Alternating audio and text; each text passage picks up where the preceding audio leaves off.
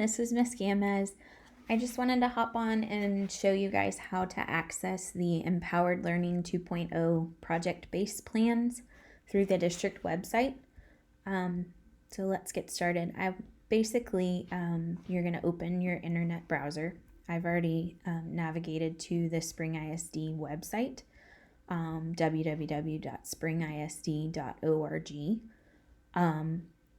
Up here in the header box, there's usually a first picture that comes up with Empowered Learning 2.0.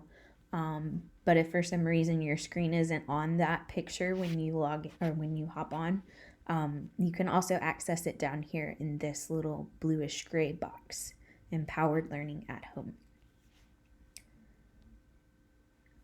And once you click on that, it brings up the homepage for Empowered Learning 2.0.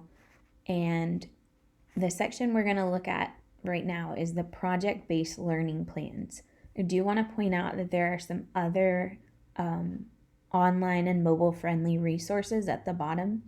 Some of them are things that I've already sent out, and some of them are things that are new to our class that I have not used yet. So please feel free to browse through those if you're looking for something additional to do. But for today, we're going to click on first grade. If you have students in other grade levels, you'll find pre-K through 12 is all on the same page, along with CASE, which is one of our special education courses. So for now, we're going to click on first grade. And it brings up our first grade page for the district. It has several different components, but the most important right now is right here next to the green box where it says PBL1. This is our first project-based learning unit. And so we're going to click where it says Our Traditions. We'll talk more about these assignment deadlines in just a moment. But for now, let's click on Our Traditions. And it brings up a PDF document. It is 43 pages long, which I know seems a little intimidating, but we're going to break it down, hopefully make that a little bit more manageable. The first couple of pages offer some learning opportunities and a sample schedule if you would like to follow along with that. It is not a requirement. That is not part of the assignment. It's just there as a resource if you choose to use it. So they've got a daily schedule. Here, you can use this daily reading log if you would like to have your child track their reading. It suggests that you read with your child for 20 minutes each day. And as we've discussed throughout the year, that's just a good practice to get in the habit of as a family. You can have them read to you. You can read to them. They can read with a sibling, however you want to do it. Just the most important thing is to keep them reading. And our next page, here's a list of sight words, and it notes that on page 15 of this packet, there are some sight word, there's a sight word choice board with some different activities that you can use to support sight word learning and retention.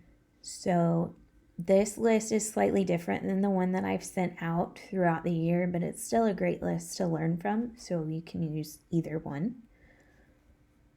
Coming down to page 4, this is where we start to get into the actual project and the assignments. It is called Our Traditions, and each project-based learning unit is 3 weeks long, so we'll be in this unit until May 1st. Our most important question right now for this unit is we want the students to be able to understand and explain what traditions are through the lens of what is your culture and what are some traditions that your culture has. How do you celebrate things? What foods do you eat? What is your culture style of dress? Different things like that. When we have talked about culture before in the classroom, so they should be slightly familiar with this. We visited this most recently with our Christmas around the world and our holidays around the world in December. Here you'll see the standards-based rubric. This will be what all of the assignments are graded upon. And for us, we are looking for meeting expectation or exceeding expectation is really where I'd like for us to make our goal. Down here is the project schedule, and what they've done is they've taken this 3-week unit and broken it up into 3 smaller, easy to manage chunks. So they've set a due date of April 16th for the first 2 activities, which is this Thursday. I know that's kind of a tight turnaround, but we'll get into the directions, and I think you'll find that it's very manageable.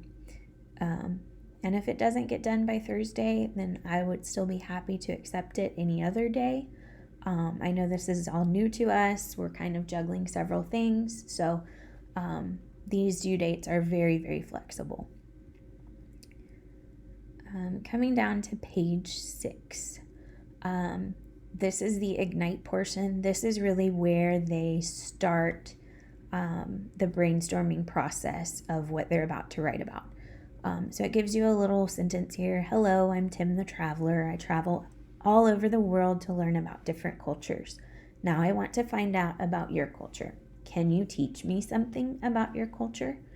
So you would have the student start brainstorming about what their culture is, what types of holidays do you celebrate, what special clothing do you wear, some objects that you might use in your culture, things like that. And then it directs you to cut out the template below to make a book. So on page 7, it gives you the template. Now, I understand that some of us might not be equipped to print this, and that is just fine. Printing this template out is not a requirement. If you want to have your child just grab a plain piece of copy paper and fold it in half, that is perfectly okay. The main components that we're looking for is do they have a picture on the cover? Do they have something titled such as My Culture or My Traditions? Obviously, we need their name on it. And then on the inside, I'm really looking for them to draw a picture that relates to this prompt, something from your culture. And then to write me about 2 to 3 sentences about what is that object? Why is it important to your culture? What is it used for? Different things like that. So not a whole novel, really just 2 to 3 sentences is great. Down here, Discover and Connect is another good way of kind of wrapping up that first activity and moving into the second one. So it directs the students to think about what is their favorite holiday and what are some things that their family does during this holiday. And your next activity is going to be writing and drawing a picture about a family tradition that you have during a holiday. And they give several examples: President's Day, Veterans Day, Independence Day. You could also use something such as Christmas or Hanukkah, Easter, Valentine's Day. Any holiday that your family celebrates that they would like to write about is fine. Again, you don't need to print out this sheet unless you just want to. A plain piece of paper will work just fine, even if it doesn't have lines. My class is pretty well accustomed to writing on copy paper, so if they want to use copy paper, that is just fine with me. I'm looking for a picture that represents the holiday that they've chosen, or maybe a way that they celebrate that. And then again, 2 to 3 sentences about why that holiday is celebrated and how they personally celebrate it. If we can get to 4 sentences, that would be extremely amazing. I've been pushing them to shoot for 3 to 4 sentences all year, and we're almost there. Down here with the read portion, this is a really good way to wrap up the activity, just to make sure that the student understands what the purpose of this activity was. Talking about traditions, talking about culture, It gives some examples through here. And then I'm going to have you stop because this next activity where it starts talking about school traditions is going to be something that's due next week. So if we can make it through this activity on page 8 and the top part of page 9, then you're done for this week. That would be the only 2 things that you need to submit this week. If you would like to work ahead on the next activities that are due on April 23rd, please feel free to do so. But if you just want to stick to this schedule and just do 2 assignments a week, that is perfectly okay. It does note at the bottom that assignments can be uploaded into Schoology by taking a photo of your finished assignment or project. I'm going to be extremely flexible on this. The easiest thing for me would be if you could take a picture of your child's work and either text it to me or email it to me, just so I can see their work, see where they're at, see what's going on. I can grade it from that picture using the rubric, and that saves you the hassle of having to log in with your child to their account and go through Schoology. If you would like to explore Schoology later, I'll do a separate tutorial of how to get in and upload work at that time, but it's not a requirement. A picture through text or email is just fine. So that is basically the only piece that we need to be concerned with this week. I know that this is very new to all of us, myself included. So please don't hesitate to reach out through text or email if you have any questions or concerns. Our first grade schedule throughout this distance learning project is going to be through instructional support times. So I will have an hour in the morning and an hour in the afternoon that I will be available to meet with students or parents through Zoom. We are allowed to use that now. So that's a great time to hop on. I can meet with kids there. We can go through the activity just as we would in the classroom. I can guide them through that and direct them on how to do the activity. So if you can get them on the computer during that time while you're working, we can kind of do that project together and you wouldn't have to worry about it. Of course, if you want to hop on with them and hear what's going on, we would be more than happy to have you. But just know that I'm here to support you in any way that I can. If we need to hop on at times outside of that hour in the morning and hour in the afternoon, I'm totally flexible and we can certainly make arrangements for that.